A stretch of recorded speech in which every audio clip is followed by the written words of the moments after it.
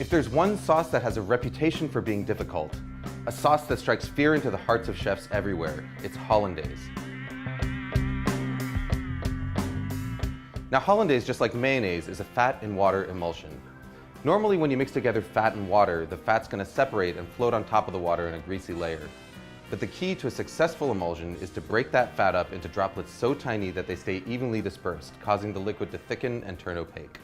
Traditionally, the way that you do this is by whisking together egg yolks and lemon juice in a double boiler until they're hot and frothy, and then slowly whisking in butter in a thin and steady stream.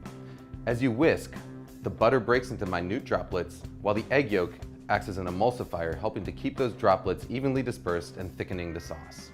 What you get is a creamy, smooth sauce with a rich texture and mild flavor that's perfect for vegetables, fish, and eggs.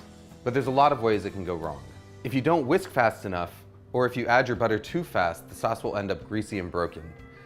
If you don't cook your eggs enough, it won't thicken properly, but if you cook them too much, you end up with broken scrambled eggs. The fact of the matter is, if you want to learn how to do it the traditional way, the road to perfect hollandaise is paved in broken sauces. But here's the good news. There's an alternative method that is completely foolproof, produces a hollandaise that's every bit as good as the traditional version, and takes about a minute start to finish. All you need is a small pot, a glass measuring cup, and a hand blender with a cup that barely fits its head. We start by combining an egg yolk, a teaspoon of water, a teaspoon of lemon juice, and a pinch of salt in the bottom of a blender cup. Next, we melt a stick of butter on the stovetop until it's completely hot and bubbling. It should register about 220 degrees Fahrenheit with an instant read thermometer. Pour that butter into a glass measuring cup.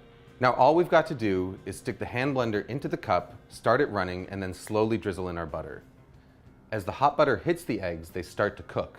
By the time you've added all of your butter, about 30 seconds later, the eggs are fully cooked and you've got a smooth, creamy, hot hollandaise sauce that is completely indistinguishable from one made using the traditional whisking method. Hollandaise is at its best right when you make it, but if you want to store it, your best bet is to keep it in a small, lidded pot in a warm spot somewhere near your stove. Just make sure that you use it within a couple of hours. Food Lab signing out.